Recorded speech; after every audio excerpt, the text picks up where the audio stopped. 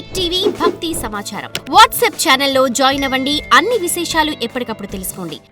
ఇప్పుడు కొంతమంది కూడా ఉద్యోగరీత్యా మంత్రజపం చేయటం మొదలుపెట్టిన తర్వాత ప్రయాణాలు కూడా చేయాల్సి వస్తుంది. ఏదో అర్జెంట్ పని అక్కడ అసలు చేసే వీలే కాకపోవచ్చు. అప్పుడు అలాంటప్పుడు ఇంకా మంత్రాన్ని స్వీకరించకుండా ఉండడమే మంచిది తల్లి. మంత్రాన్ని కించపరచడం అవుతుంది. మంత్రాన్ని ఎప్పుడైతే అవమానపరచడం మన ప్రయాణం మొదలైందో మన విజయాలకి చాలా దూరంగా వెళ్ళిపోతూ ఉంటాం. అందుకని ఎవరినైనా సరే మనం పలకరించాలన్నా దానికి ఒక సమయం, ఒక గౌరవం, ఒక విధానాలు ఉంటాయి. ఇప్పుడు మీ ఇంట్లో ఒక శుభకార్యం జరుగుతుంది. ఆ శుభలేఖను ఎదుటి వాళ్ళకి ఇచ్చే విధానాన్ని బట్టి ఆహ్వానం అందుతుంది. ఆ ఆహ్వానించే విధానంలో సరిలేదనుకోండి, అక్కడున్న మర్యాదలు ఎలా ఉంటాయి? అలాగా ఒక మంత్రం అనేటువంటిది ఒక ఆహ్వానం లాంటిది. మనం ఎంత చక్కగా మంత్రాన్ని ఆహ్వానానికి శ్రీకారం చేయగలుగుతామో అంత అనుగ్రహాన్ని మనం పొందుతాం. నాకు కుదరదండి, నేను ఉద్యోగం చేస్తున్నాను, అసలు సమయం ఉండదు, ట్రైన్లోనే జపం చేసేస్తానంటే నీ మనశ్శాంతి కోసం నువ్వు ఎక్కడైనా చేసుకోవచ్చు. గురుగారు, ఇంకొకటి ఏంటంటే ఉదాహరణకు దశమహావిద్యలకు సంబంధించి అసలు ఒక దేవతకు సంబంధించి ఒక మంత్రం చదవటం ఒక గురువు గారి దగ్గర తీసుకొని మొదలుపెట్టారు. అంటే వాళ్ళది ఆ ఆచారం కాకపోయినా గురువు గారు చెప్పారన్న గురుత్వంతో ప్రారంభించారు. మధ్యలో ఆపేస్తే మరి ఆ మంత్ర ప్రభావం ఏ విధంగా ఉంటుంది? దీన్ని గురు చరణము అని అంటారు తల్లి. గురు శరణం వేరు, గురు చరణం వేరు. ఎప్పుడైనా గుర్తుపెట్టుకోవాలి. మనం ఎవరి గురువుల దగ్గర నుంచి అయినా మంత్రాలు తీసుకొని దశమహావిద్యల్లో ఒక కాళీ మంత్రమనో రాజా అమ్మవారి అవతారాల్లో 10 అవతారాల్లో మనకు అవకాశం ఉన్నటువంటి మంత్రాన్ని తీసుకొని మనం జపం ప్రారంభం చేసి మన ఉద్యోగరీత్యా వ్యాపారరీత్యా మనకు కుదరలేదు, ఆ మంత్రాన్ని కానీ వదిలేస్తే ఏదైనా తీవ్రమైనటువంటి ప్రభావం ఉంటుందా అనేటువంటిది మీ ప్రశ్న. దీంట్లో గురు చరణంలో ఒక విధానం చెబుతారు తల్లి. గురువు ఎప్పుడైనా కానీ శిష్యుడికి మంత్రం ఇచ్చినప్పుడు తన యొక్క సంపూర్ణమైనటువంటి కర్మలకు పాత్రదారుడు గురువు అవుతాడు. అందుకని గురువు చాలా ఉత్కృష్టమైనటువంటి స్థితి, ఉన్నత స్థితి తల్లి. అందుకని గురువు నుంచి తీసుకునేటువంటి మంత్రం ఏ శిష్యుడు తీసుకున్నా ఆ శిష్యుడికి అనుభవించేటువంటి ప్రతి కర్మ గురువు అనుభవించాలి.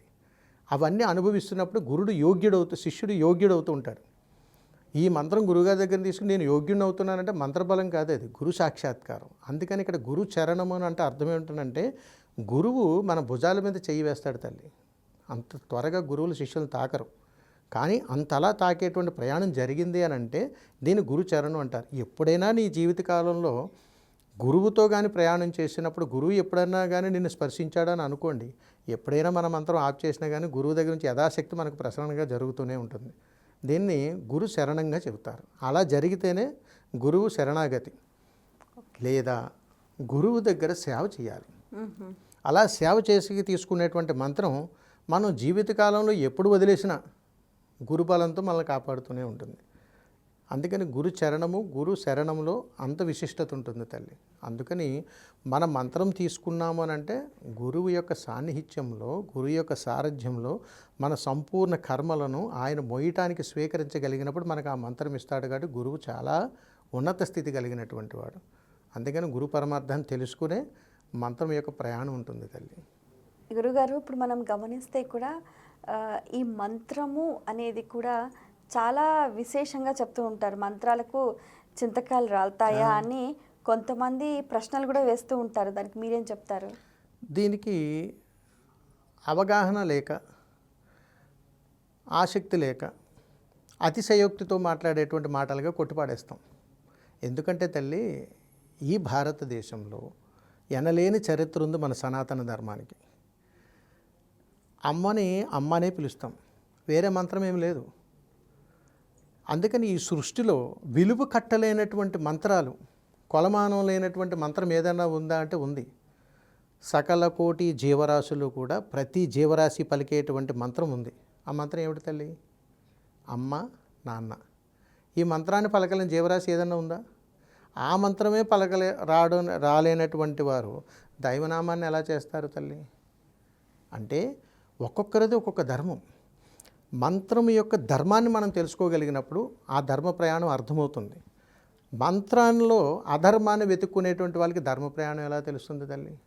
అందుకని విద్యను విద్యలాగే చూడాలి. అందుకే కదా తల్లి, భగవత్ స్వరూపాల్లో దేవీ దేవతల్లో సరస్వతి అనుగ్రహం, సరస్వతి స్వరూపం ఎందుకు వచ్చింది? అజ్ఞానంతో కూడుకున్నటువంటి వారికి జ్ఞానాన్ని ఇవ్వడం కోసమే ఆ తల్లి సరస్వతి అవతారం ఎత్తింది. మరి అంతా ఒకటే అవతారాలు, కానీ మనకు ఉండేటువంటి ప్రయాణాల్లో.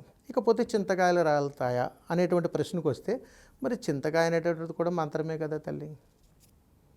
అంటే ఈ సృష్టిలో తెలియనటువంటి ఒక విషయం, ప్రతి పదము మంత్రమే, ప్రతి పదము మంత్రమే. ఆ మంత్రంతో మనం ఈ రోజుకి మన భారతదేశంలో ఎన్నో దేవాలయాలు ఉన్నాయి.